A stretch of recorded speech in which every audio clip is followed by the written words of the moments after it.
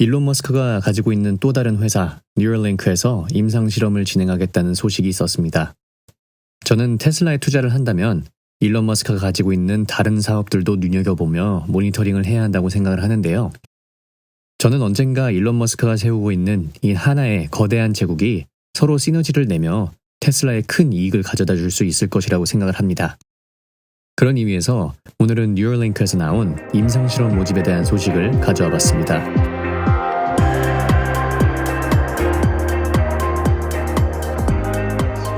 Typing on a keyboard. Now this is telepathic typing. So to be clear, he's not actually using a keyboard. He's moving the cursor with his mind to the highlighted key. Something that could be used for somebody who's say quadriplegic or tetraplegic human. Even before we make the 9월 20일 각종 테크미디어 업체의 기사들 그리고 일론 머스크의 트위터를 통해 뉴럴링크의 임상실험 개최 소식이 발표가 되었습니다. 뉴럴링크는 2년 전에도 페이저라는 이름을 가진 침팬지가 생각만으로 핑퐁 게임을 조종하는 영상을 공개했었는데 이제 드디어 미국 FDA의 승인을 받아 인간에게 적용할 수 있는 임상실험을 시작하게 된 것입니다. 이 실험의 공식 명칭은 프라임 스터디로서 직역하자면 정밀 로봇 이식 뇌 컴퓨터 인터페이스가 되겠습니다. 뉴럴링크에 발표된 이 브로셔를 보게 되면 이 프라임 스터디는 총 6년이 걸리는 임상실험이 되겠습니다. 임플란트가 완료된 후 18개월 동안 2개월에 한 번씩 재택 인터뷰 및 클리닉 방문을 통해 검사를 받으면서 뉴럴링크 디바이스가 잘 작동하는지 확인을 받게 됩니다. 그 이후로는 BCI 리서치에 참가를 해야 하는데 일주일에 최소 2회 1시간 정도 연구에 참가하고 그 이후 5년 동안 약 20번의 방문을 통해서 시스템 작동 여부에 대한 검사를 받게 됐죠. 이렇게 FDA 승인까지 나게 된 것이라면 안전에 대한 부분은 어느 정도 검증이 되었다는 것이라고 봐도 무방하겠습니다. 이미 침팬지로는 기능 작동이 확인이 되었고 이제 실제 사람이 생각만으로 기계를 컨트롤할 수 있게 하려는 임상실험이 시작되는 것입니다. 이번 뉴럴링크의 임상실험에서는 목 밑으로부터 아예 통제력을 상실하게 된 전신마비 환자 및 루게릭 환자들만 지원을 할 수가 있다고 하는데요. 일반인들은 이 이식 작업이 겁이 나고 큰 거부감이 들 수도 있겠지만 전신마비 및 루게릭 환자들은 한 줄기의 희망을 보고 뉴럴링크의 임상실험에 참가할 수도 있을 것 같습니다. 본인의 생각만으로 컴퓨터를 하거나 스마트폰을 할 수 있는 잠재력을 가진 뉴럴링크 이식 작업 게다가 미국 식품의약국인 FDA의 승인까지 받았는데 충분히 할만하지 않을까요?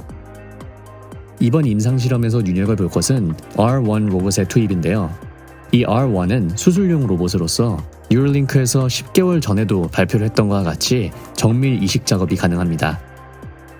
전체적인 수술의 프로세스는 가장 먼저 로봇이 아닌 인간 의사가 직접 실험 참가자의 두피를 절개하고 뉴럴링크에 N1 칩이 들어갈 공간만 확보가 되도록 두개골에 구멍을 낼 것이라고 합니다.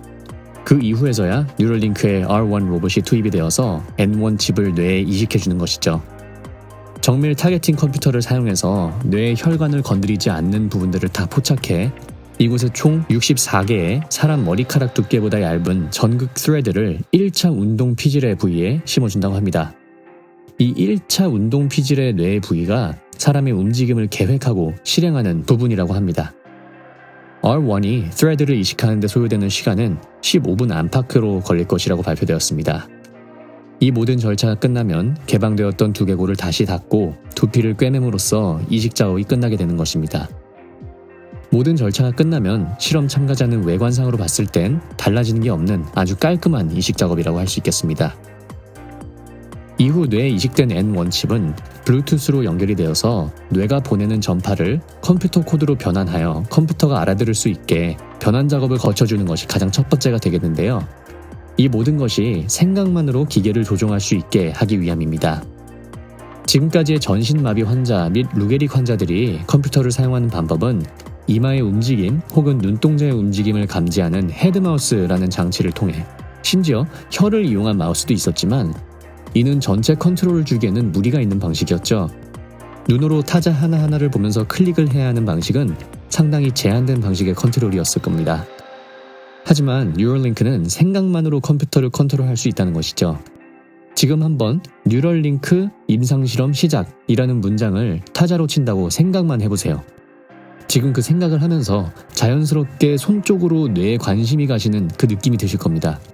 바로 그 느낌을 뇌에 인식되어 있는 뉴럴링크의 N1 칩이 감지를 해 그대로 컴퓨터가 알아들을 수 있는 언어로 전환해서 실시간으로 전달을 해준다는 것이죠.